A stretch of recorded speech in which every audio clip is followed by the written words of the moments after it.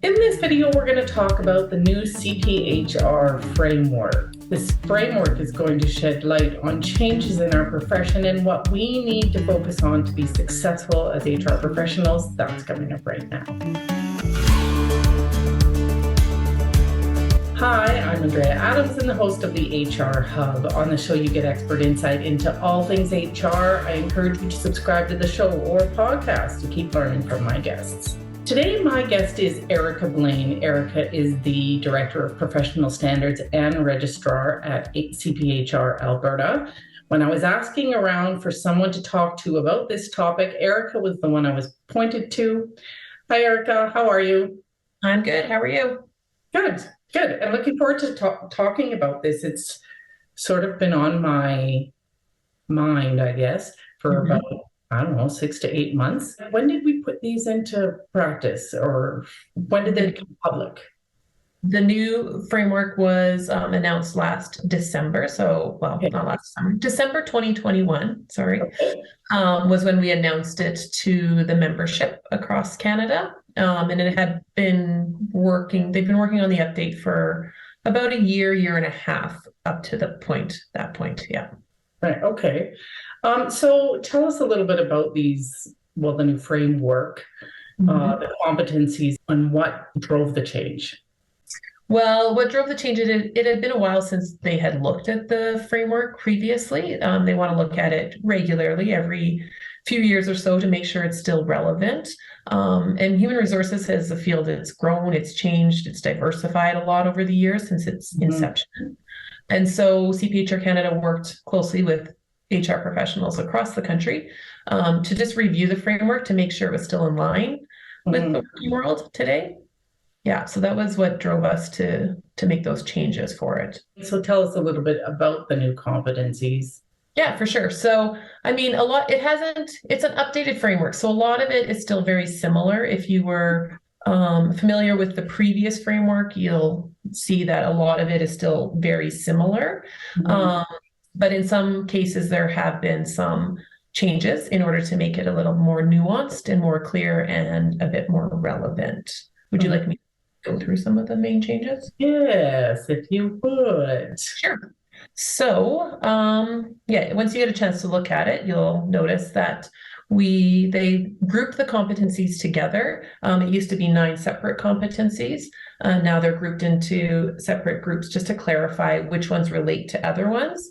And although a lot of HR professionals, especially in smaller organizations, are responsible for all the competencies, these groupings do mirror how HR is kind of delineated or separated in larger organizations. So that was one change that happened. Okay. Another big change was you'll see the addition of the competency innovation, it's called. Okay. So that was put in there really through the last couple of years through the pandemic and that situation. A lot of HR professionals really had to be agile. They had to innovate in order to continue to do their roles and to meet their requirements, but in a constantly changing environment with changing legislation, different safety protocols. So innovation is something that has come to the forefront for HR professionals. And so they added that area of focus to the competency framework just because it seems to become increasingly important in this day and age. Another big change, I'll just tell you the other change was we used to have engagement as a competency in the framework, and that one has been changed to be inclusion, diversity, and human connection. So it's a bit more varied. And again, that's just to help with the increasing call for, inclusivity as well as diversity in organizations and the role that HR has to play with that. Another note is we removed a competency that was called professional practice.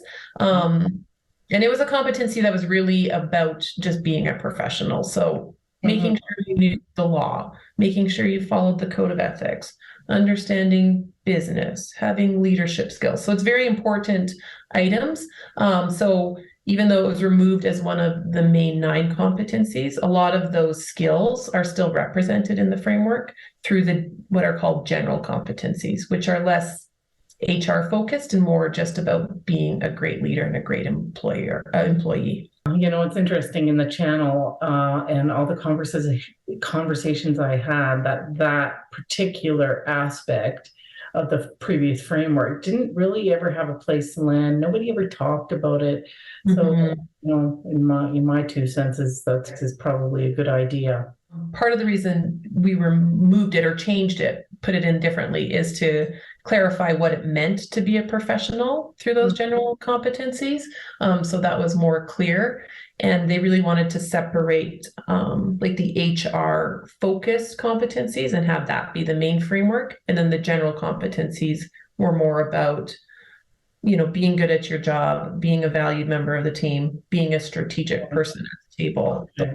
So that general competencies, that's also where all the soft skills land, like your communication skills. So yeah, I can go through them. Yeah, it is all those things. So leading projects, being ethical, making sure you stay on top of your continuous learning. Yes, collaboration, communication, coaching, advising, guiding people, business acumen. Working on your relational intelligence, working well with others, those sorts of things. So really all things that, these aren't HR specific. These are what almost everyone should have if they're working in an environment with other people, really. Yeah. All right. So any other major changes to the framework that people are going to want to know about? The other last one was before it was split up into kind of those HR competencies as it is now. And then there was enabling competencies, they had called them before. Okay, yeah. Those were removed. But again, a lot of what they entailed are still in the framework through, again, those general competencies. So it's things like conflict management, communication, those sorts of things. So they are still there. They just have a different label and they're more specific and clear, I would say, in the current framework as well. Yeah, because I find that a lot of the guests on the channel, they want to talk about conflict resolution. And I think that HR is often, we're the mediator, we're the police. So they want to talk about that stuff a lot. Sure. And they'll want to see that is still part of the framework.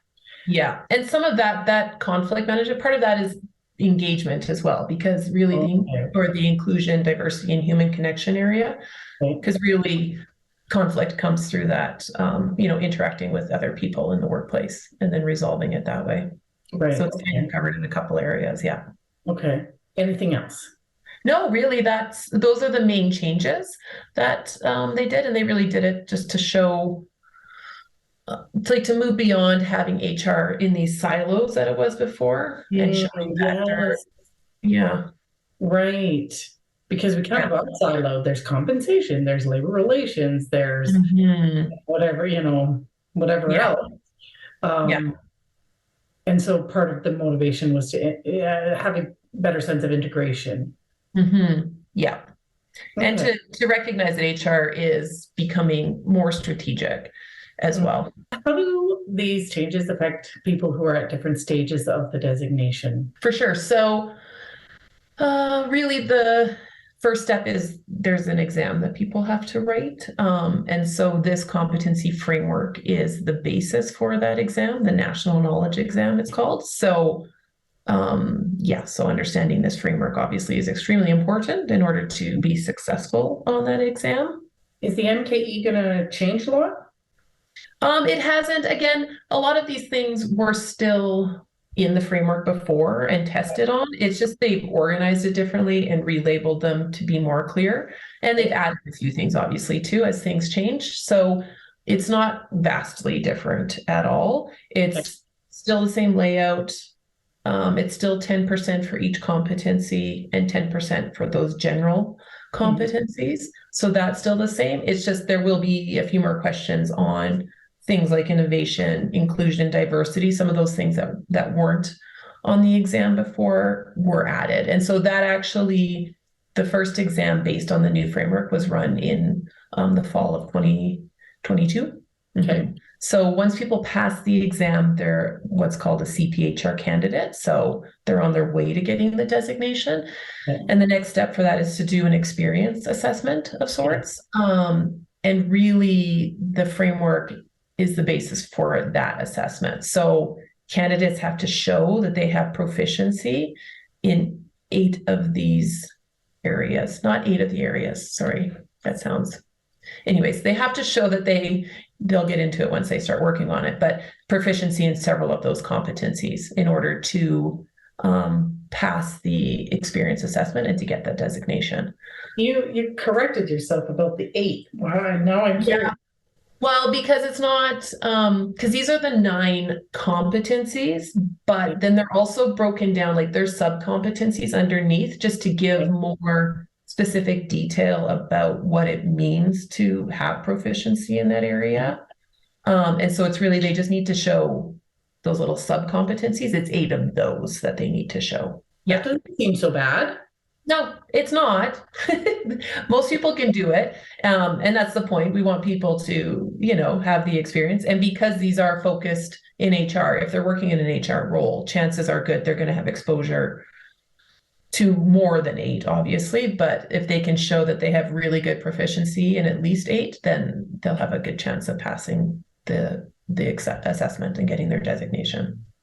I know this isn't an interview about the NKE, but could I have 8 of the general skills, which are not necessarily HR related, and then pass? No. So actually, in those general competencies, those aren't used for the experience assessment because it does need to be the HR focus. I mean, it'll come through if people have those as well in their examples. And again, most people do. If they're a professional working at an organization, chances are good they are following most of those general competencies anyway. So it's the HR specific ones that they need to show proficiency in. Yeah. So those who have their designation obviously have to do their continuing professional development every year. Mm-hmm. And so using the framework as a way to, kind of guide them through their continuing professional development is a good idea.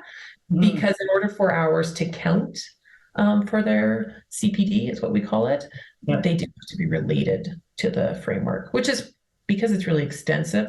That's pretty simple, but that's just how chartered members would use this new framework to help guide their continuing professional development requirements.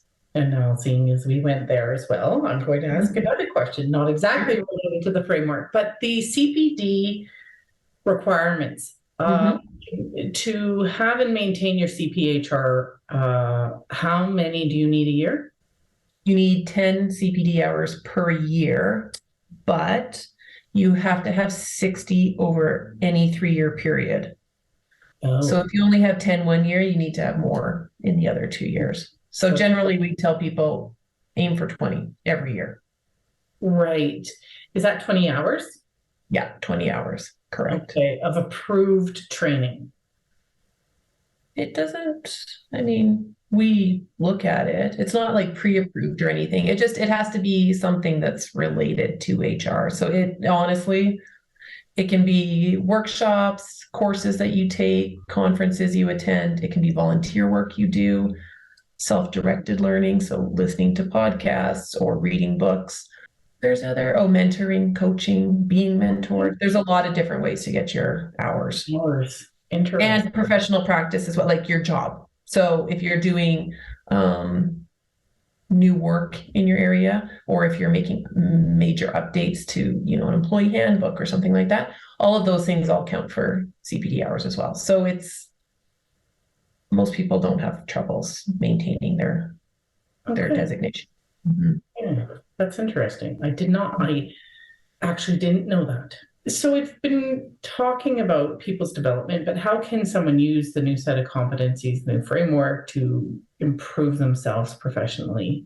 So the framework, it really covers everything HR pretty much. So using the framework as a foundation for further learning or education is a really good way to use it to help yourself professionally. If you're looking to expand your knowledge, or if you think there's some more insight that you need, looking at the framework and looking into those areas will help you understand what you already know and maybe what you need to know, and help you become better at your job and become just an overall more well-rounded HR employee. Mm-hmm. It's also a good place to look if you're wanting to I mean, perhaps your organization is looking to expand their HR as a whole, so it's a good place to look to see what maybe is missing from All your, right. yeah, from your HR overall at your organization too. So, Where does change management fall now? oh man, you just asked me a Sorry, question. put you on the I don't spot. know the answer to. I think it's under organizational change and development. Okay, that would make sense. Yeah, which is part of the strategic development of Mm. organizations, that area. Yeah. That was reflecting on, the videos I've done and the relevance to HR. That was one where I couldn't, like, when I was trying to put it in the old framework, it didn't land nicely. Mhm. That one was in an enabling competency before. It was one of those ones they took a whole bunch of, again, like those general competencies and Yeah. kind of tried to shove them into five that were, there was too much in each one, is what I felt. And change management was in there as Yeah. like a small little piece. So yeah, it's better that it's more recognized and outside of that because it is a huge part of HR. It's And a huge part of HR. Yeah.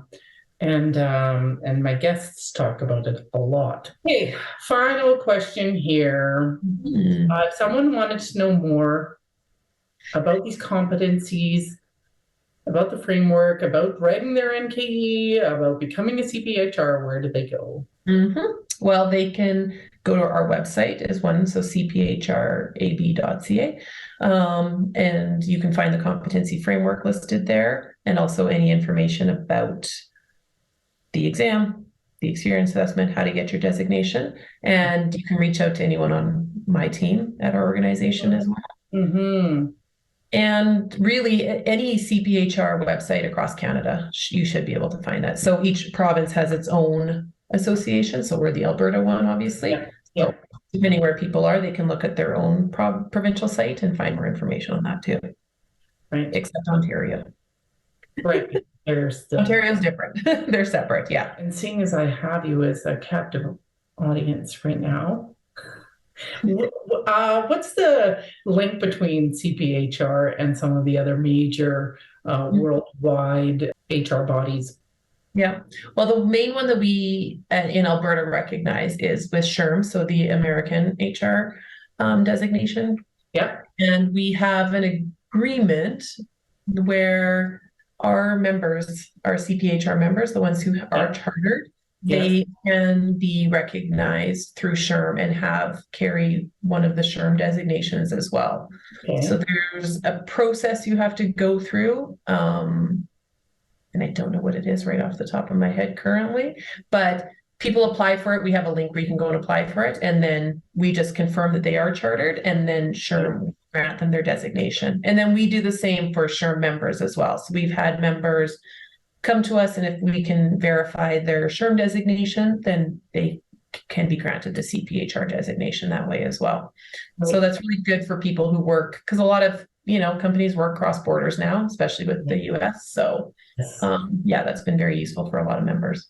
Yeah. And so do you have to pay dues in both countries then? For sure, you do not technically need to be a member in order to maintain your designation. Okay. So you don't have to pay dues there. What you have to do is recertify through them. So it's every 3 years, and I think it costs, don't quote me on it, but $65 American, I think, to recertify. Yeah, that's not bad. With them. So that's all you have to pay. I mean, being a member is helpful because they have, I know, great resources and a good conference, those sorts of things. So lots of people are members, but it's not required in order to maintain your designation.